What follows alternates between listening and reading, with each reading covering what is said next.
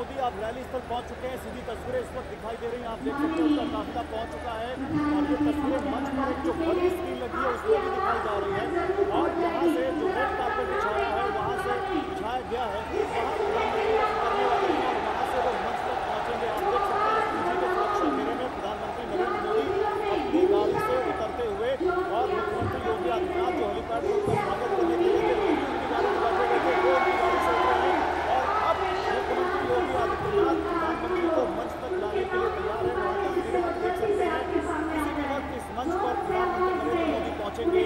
बहुत खूबसूरत तरीके से इस मंच को सजाया गया है और यमुना एक्सप्रेस वे जो औद्योगिक प्राधिकरण है उसकी तरफ से बहुत बड़ी तैयारी की गई है। ज्यूरिख एयरपोर्ट इंटरनेशनल जो जिसने इस विन को जीता है वो भी इस कार्यक्रम आदि का अमृत महोत्सव क्योंकि केंद्र सरकार की तरफ से साल भर मनाया जा रहा है तो उसको भी इसका हिस्सा बनाया गया है। तो चुनाव से ठीक पहले बहुत बड़ा अंदाज में वो अपनी गाड़ी से किया और सीधे अब मंच की ओर बढ़ रहे हैं प्रधानमंत्री नरेंद्र मोदी। सबकी निगाहें इस पर लगी हुई है कि पीएम जब वापस यहाँ अब ज्योतिरादित्य सिंधिया नागरिक उड्डयन सचिव को सामने देख रहे हैं क्योंकि उनके मंत्रालय के लिए एक बहुत बड़ी उपलब्धि होगी यहाँ पर दिनेश, एक बहुत बड़ा कार्यक्रम उनके मंत्रालय के तहत भी क्योंकि जेवन एयरपोर्ट कई मायनों में देश के नागरिक उड्डयन मंत्रालय के लिए एक मील का पत्थर साबित होगा। हाल फिलहाल में कुशीनगर के अंतर्राष्ट्रीय एयरपोर्ट प्रधानमंत्री ने सौंपा है।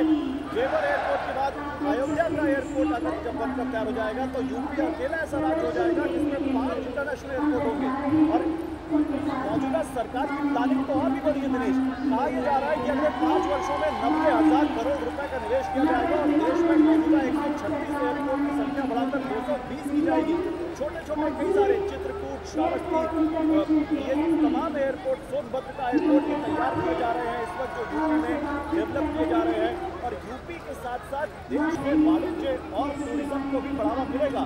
और टूरिज्म का अंदाजा आप इससे लगा सकते हैं दिनेश कि आप समझिए यहाँ से मात्र 130 किलोमीटर दुनिया के 7 अजूबियों में शामिल ताजमहल है जहाँ दुनिया भर से पर्यटक आते हैं। सोचिए कितना फायदा होगा उनको जब वो यहाँ पर आएंगे।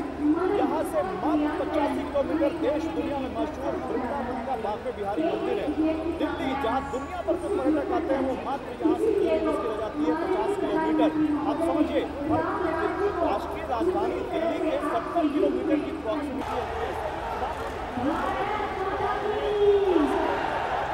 स्वागत किया जा रहा है कैसे उत्साह के साथ उनको यहाँ पर तमाम लोग उनका अभिवादन करते हुए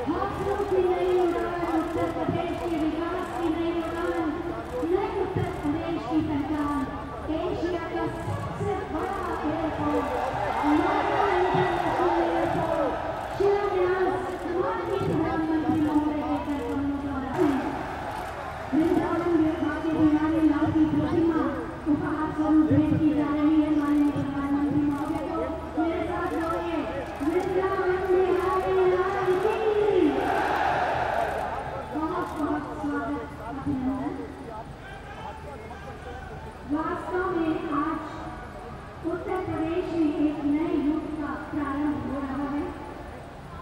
एशिया का सबसे बड़ा airport Noida international airport, Noida authority, greater Noida authority, Yamuna authority और उत्तर प्रदेश सरकार के सहयोग से निर्मित किया जाने वाला ये एयरपोर्ट जो अपनी विशेषताओं के माध्यम से भारत में विलक्षण होगा, पूरे विश्व में क्षमता और विस्तार के माध्यम से ये चौथा स्थान रखेगा और अपनी क्षमता और विस्तार के माध्यम से वास्तव में आने वाले समय में ये उत्तर प्रदेश का परिदृश्य। भूमि पूजन की बहुत बहुत बधाई।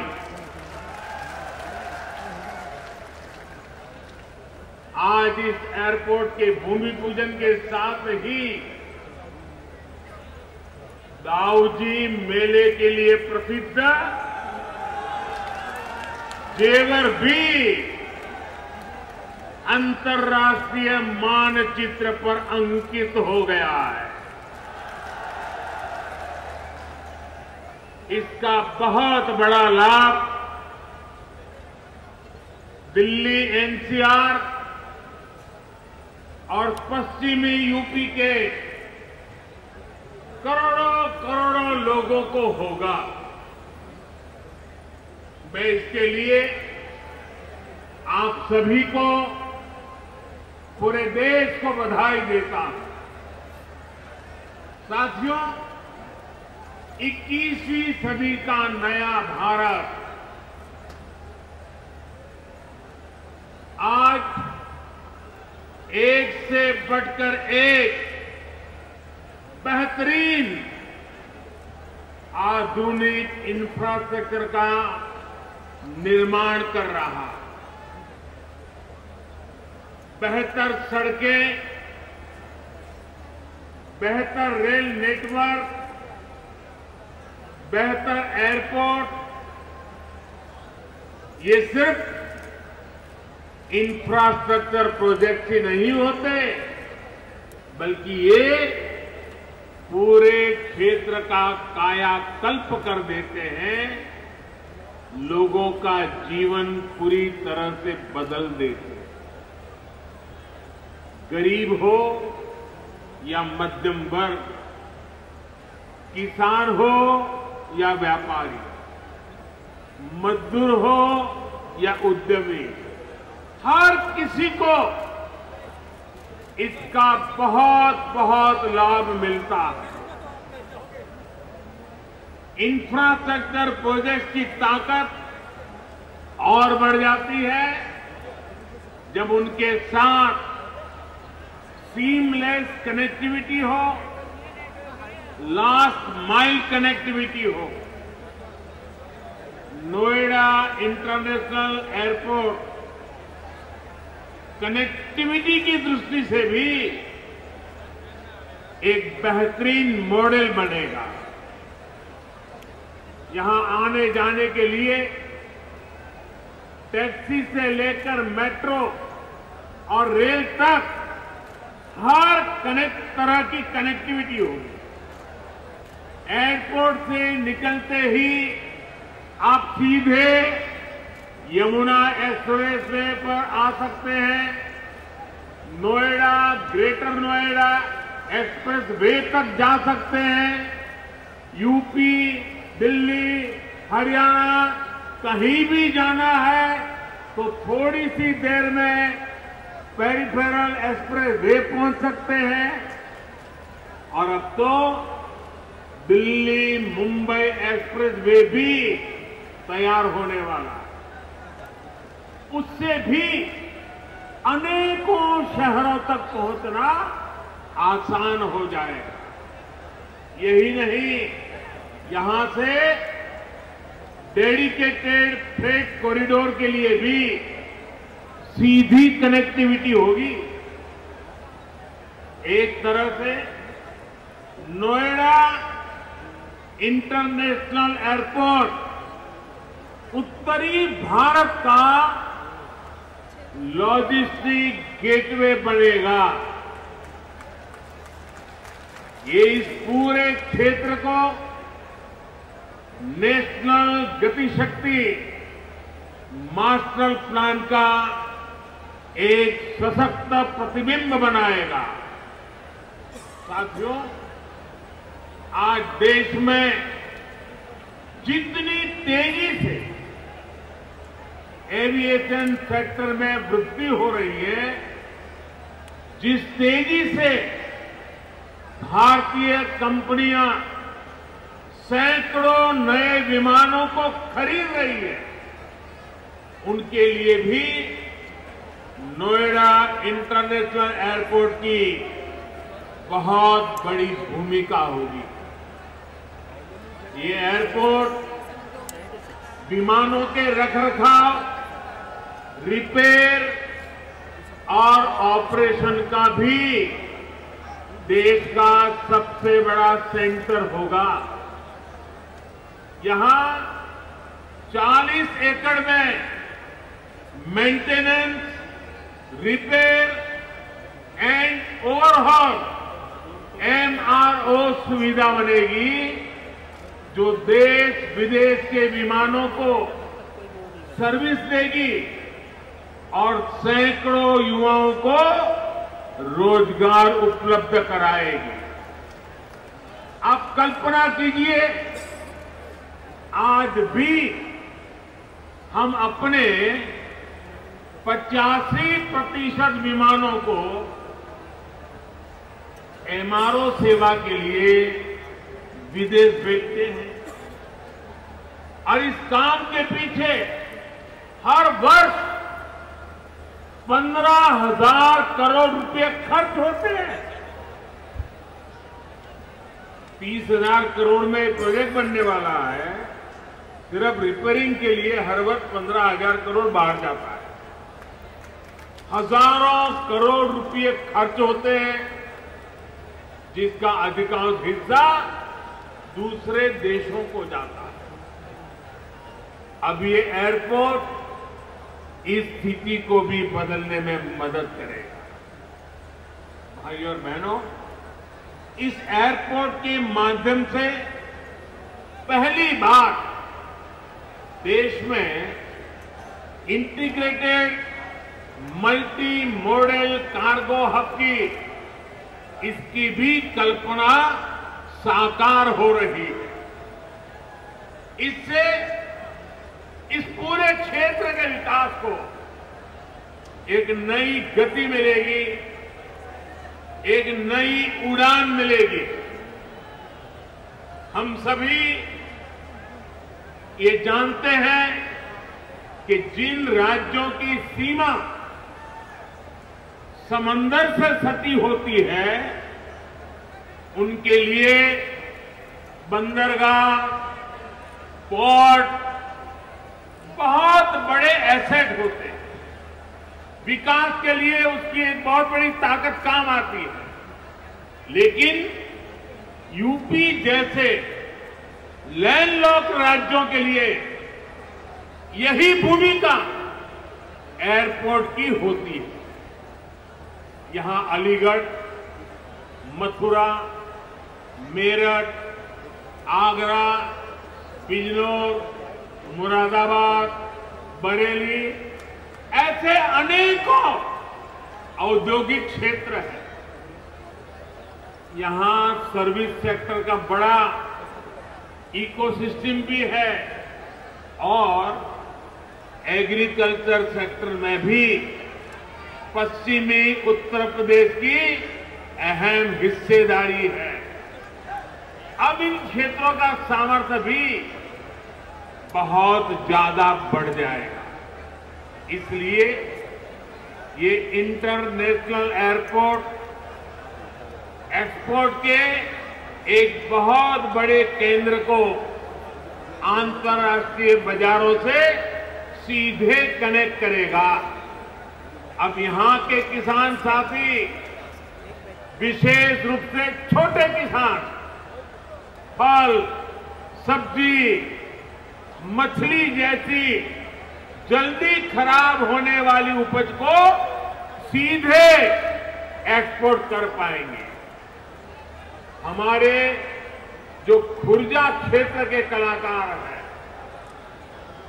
मेरठ की स्पोर्ट्स इंडस्ट्री है, सहारनपुर का फर्नीचर है, मुरादाबाद का पीतल उद्योग है, आगरा का फुटवियर और पैठा है, पश्चिमी यूपी के अनेक एमएसएमईज को भी विदेशी मार्केट तक पहुंचने में अब और आसानी होगी। साथियों, किसी भी क्षेत्र में एयरपोर्ट के आने से परिवर्तन का एक ऐसा चक्र शुरू होता है जो चारों दिशाओं को लाभ पहुंचाता है। के दौरान रोजगार के हजारों अवसर बनते हैं। हवाई अड्डे को सुचारू रूप से चलाने के लिए भी हजारों लोगों की आवश्यकता होती है। पश्चिमी यूपी के हजारों लोगों को ये एयरपोर्ट नए रोजगार भी देगा। राजधानी के पास होने से पहले ऐसे क्षेत्रों को एयरपोर्ट जैसी सुविधाओं से नहीं जोड़ा जाता। माना जाता था कि दिल्ली में तो एयरपोर्ट और दूसरी सुविधाएं है ही, हमने इस सोच को बदला। आज देखिए, हमने हिंडन एयरपोर्ट को यात्री सेवाओं के लिए चालू किया। इसी प्रकार हरियाणा के हिसार में भी एयरपोर्ट पर तेजी से काम चल रहा है। भाइयों और बहनों, जब एयर कनेक्टिविटी बढ़ती है तो टूरिज्म भी उतना ही ज्यादा फलता फूलता है। हम सभी ने देखा है कि माता वैष्णो देवी की यात्रा हो या फिर केदारनाथ यात्रा, हेलीकॉप्टर सेवा से जुड़ने के बाद वहां श्रद्धालुओं की संख्या में निरंतर बढ़ोतरी हो रही है। पश्चिमी यूपी के प्रसिद्ध टूरिस्ट और आस्था से जुड़े बड़े केंद्रों के लिए नोएडा इंटरनेशनल एयरपोर्ट भी यही काम करने वाला है। साथियों, आजादी के 7 दशक बाद पहली बार उत्तर प्रदेश को वो मिलना शुरू हुआ है जिसका वो हमेशा से हकदार रहा है। डबल इंजन की सरकार के प्रयासों से आज उत्तर प्रदेश देश के सबसे कनेक्टेड क्षेत्र में परिवर्तित हो रहा है। यहां पश्चिमी यूपी में भी लाखों करोड़ रुपए के प्रोजेक्ट पर तेजी से काम चल रहा है। रैपिड रेल कॉरिडोर हो, एक्सप्रेस वे हो, मेट्रो कनेक्टिविटी हो, पूर्वी और पश्चिमी समंदर से यूपी को जोड़ने वाले डेडिकेटेड फ्रेट कॉरिडोर हो, ये आधुनिक होते उत्तर प्रदेश की नई पहचान बन रहे हैं। आजादी के इतने सालों तक तो उत्तर प्रदेश को ताने सुनने के लिए मजबूर कर दिया गया था। कभी गरीबी के ताने, कभी जात पात की राजनीति के ताने, कभी हजारों करोड़ रुपयों के घोटालों के ताने, कभी खराब सड़कों के ताने, कभी उद्योगों के अभाव के ताने, कभी ठप पड़े विकास के ताने, कभी अपराधी माफिया और राजनीति के गठजोड़ के ताने। यूपी के कोटि कोटि सामर्थ्यवान लोगों का यही सवाल था कि क्या वाकई कभी यूपी की एक सकारात्मक छवि बन पाएगी कि नहीं बन पाएगी।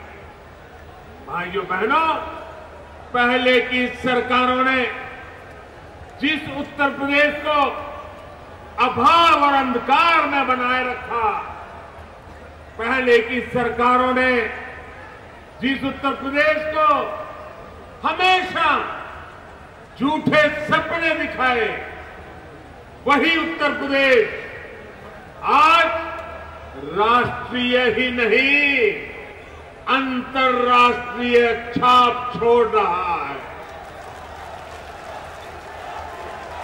आज यूपी में अंतर्राष्ट्रीय स्तर के मेडिकल संस्थान बन रहे हैं। आज यूपी में अंतर्राष्ट्रीय स्तर के शिक्षण संस्थान बन रहे हैं। अंतर्राष्ट्रीय स्तर के हाईवे, एक्सप्रेसवे, अंतर्राष्ट्रीय स्तर की रेल कनेक्टिविटी, आज यूपी मल्टीनेशनल कंपनियों के निवेश का सेंटर है। ये सब कुछ आज हमारे यूपी में हो रहा है। इसलिए ही आज देश और दुनिया के निवेशक कहते हैं, उत्तर प्रदेश यानी उत्तम सुविधा, निरंतर निवेश यूपी की इसी अंतर्राष्ट्रीय पहचान को, यूपी की इंटरनेशनल एयर कनेक्टिविटी नए आयाम दे रही है। आने वाले 2-3 सालों में जब एयरपोर्ट काम करना शुरू करेगा तो यूपी 5 इंटरनेशनल एयरपोर्ट वाला राज्य बन जाएगा। साथियों, यूपी में और केंद्र में पहले जो सरकारें रही, उन्होंने कैसे पश्चिमी उत्तर प्रदेश के विकास को नजरअंदाज किया, उसका एक उदाहरण ये जेवर एयरपोर्ट भी है। 2 दशक पहले यूपी की भाजपा सरकार ने इस प्रोजेक्ट का सपना देखा, लेकिन बाद में ये एयरपोर्ट अनेक सालों तक दिल्ली और लखनऊ में पहले जो सरकारें रही उनकी खींचतान में उलझा रहा। यूपी में पहले जो सरकार थी उसने तो बकायदा चिट्ठी लिखकर तब की केंद्र सरकार को कह दिया था इस एयरपोर्ट के प्रोजेक्ट को बंद कर दिया जाए। अब डबल इंजन की सरकार के प्रयासों से आज हम उसी एयरपोर्ट के भूमि पूजन के साक्षी बन रहे हैं। वैसे साथियों, बड़े बोर्ड लगे होंगे, फिर मैं आज एक बात और कहूंगा। मैं उधर ही मिलूंगा आपको, फोन कर लूंगा भैया। मोदी योगी भी अगर चाहते तो 2017 में सरकार बनते ही यहां आकर के भूमि पूजन कर देते, फोटो खिंचवा देते, अखबार में प्रेस नोट भी छप जाती। और अगर ऐसा हम करते तो पहले की सरकारों की आदत होने के कारण हम कुछ गलत कर रहे हैं ऐसा भी लोगों को नहीं लगता। पहले राजनीतिक लाभ के लिए आनन फानन में रेवड़ियों की तरह इंफ्रास्ट्रक्चर प्रोजेक्ट की घोषणाएं होती थी, कागजों पर लकीरें खींच दी जाती थी, लेकिन प्रोजेक्ट जमीन पर कैसे उतरेंगे, अड़चनों को दूर कैसे करेंगे, धन का प्रबंध कहां से करेंगे, इस पर विचार ही नहीं होता था। इस कारण से प्रोजेक्ट दशकों तक तैयार नहीं होते थे, घोषणा हो जाती थी। प्रोजेक्ट की लागत कई गुना बढ़ जाती थी, फिर बहानेबाजी शुरू होती थी, देरी का ठिकरा दूसरों पर फोड़ने की कसरत होती थी। लेकिन हमने ऐसा नहीं किया, क्योंकि इंफ्रास्ट्रक्चर हमारे लिए राजनीति का नहीं बल्कि राष्ट्र नीति का हिस्सा है, भारत के उज्जवल भविष्य की एक जिम्मेवारी है। हम ये सुनिश्चित कर रहे हैं कि प्रोजेक्ट अटके नहीं, प्रोजेक्ट लटके नहीं, प्रोजेक्ट भटके नहीं, किया जाए। देरी होने पर हमने जुर्माने का भी प्रावधान किया है। साथियों, पहले किसानों की जमीनों को लेकर जिस तरह की गड़बड़ियां होती थी, उसे वो भी प्रोजेक्ट की देरी में बहुत बड़ा रोड़ा बन जाती थी। यही आसपास पहले की सरकारों के दौरान अनेक ऐसे प्रोजेक्ट हैं जिनके लिए किसानों से जमीन तो ली गई, लेकिन उनमें या तो मुआवजे से जुड़ी समस्याएं रही या फिर सालों साल वो जमीन बेकार पड़ी है। हमने किसान हित में, प्रोजेक्ट के हित में, देश के हित में इन अड़चनों को भी दूर किया। हमने ये सुनिश्चित किया कि प्रशासन किसानों से समय पर पूरी पारदर्शिता के साथ भूमि खरीदे और तब जाकर 30,000 करोड़ रुपए की इस परियोजना का आज हम भूमि पूजन करने के लिए आगे बढ़े हैं। साथियों, आज हर सामान्य देशवासी के लिए क्वालिटी इंफ्रास्ट्रक्चर, क्वालिटी सुविधा सुनिश्चित की जा रही है। देश का आम नागरिक हवाई सफर कर सके, ये सपना भी आज उड़ान योजना ने सच कर दिखाया है। आज जब कोई साथी खुश होकर कहता है कि अपने घर के पास के हवाई अड्डे से उसने अपने माता पिता के साथ पहली बार हवाई यात्रा की है, जब वो अपनी फोटो को साझा करता है, तब मुझे लगता है कि हमारे प्रयास सफल है। मुझे खुशी है, अकेले यूपी में ही बीते वर्षों में 8 एयरपोर्ट से फ्लाइट शुरू हो चुकी है, कई पर अभी भी काम चल रहा है। भाई और बहनों, हमारे देश में कुछ राजनीतिक दलों ने हमेशा अपने स्वार्थ को सर्वोपरि रखा।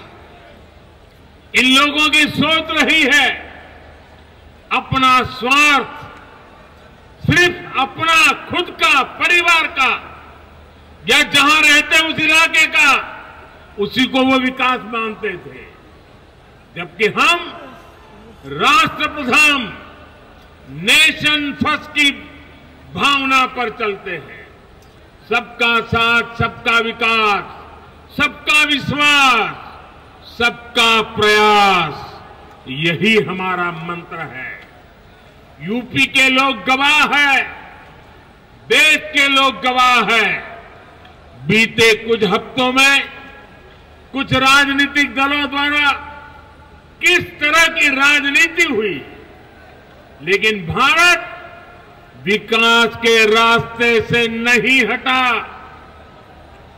कुछ समय पहले ही भारत ने 100 करोड़ वैक्सीन डोज से कठिन पड़ाव को पार किया है। इसी महीने की शुरुआत में भारत ने वर्ष 2070 तक नेट जीरो के लक्ष्य का ऐलान किया है। कुछ समय पहले ही कुशीनगर में इंटरनेशनल एयरपोर्ट का लोकार्पण किया गया। यूपी में ही एक साथ 9 मेडिकल कॉलेज की शुरुआत करके देश के हेल्थ इंफ्रास्ट्रक्चर को मजबूत किया गया। महोबा में नए डैम और सिंचाई परियोजनाओं का लोकार्पण हुआ, तो झांसी में डिफेंस कॉरिडोर के काम ने गति पकड़ी। पिछले हफ्ते ही पूर्वांचल एक्सप्रेसवे यूपी वासियों को समर्पित किया गया। उससे एक दिन पहले ही हमने जनजातीय गौरव दिवस मनाया। मध्य प्रदेश में एक बहुत ही भव्य और आधुनिक रेलवे स्टेशन का लोकार्पण किया गया। इसी महीने ही महाराष्ट्र के पंढरपुर में सैकड़ों किलोमीटर के नेशनल हाईवे का लोकार्पण और शिलान्यास किया गया। और अब आज नोएडा इंटरनेशनल एयरपोर्ट का भूमि पूजन हुआ है। हमारी राष्ट्रभक्ति के सामने हमारी राष्ट्र सेवा के सामने कुछ राजनीतिक दलों की स्वार्थ नीति कभी टिक नहीं सकती। साथियों, आज देश में 21वीं सदी की आवश्यकताओं को ध्यान में रखते हुए अनेक आधुनिक प्रोजेक्ट पर तेजी से काम चल रहा है। यही गति, यही प्रगति एक सक्षम और सशक्त भारत की गारंटी है। यही प्रगति सुविधा, सुगमता से लेकर सामान्य भारतीय की समृद्धि को सुनिश्चित करने वाली है। आप सभी के आशीर्वाद से, डबल इंजन सरकार की प्रतिबद्धता से यूपी में इसमें अग्रणी भूमिका निभाएंगे। हम मिलकर आगे बढ़ेंगे। इसी विश्वास के साथ चलो भाई, आपको अंतर्राष्ट्रीय एयरपोर्ट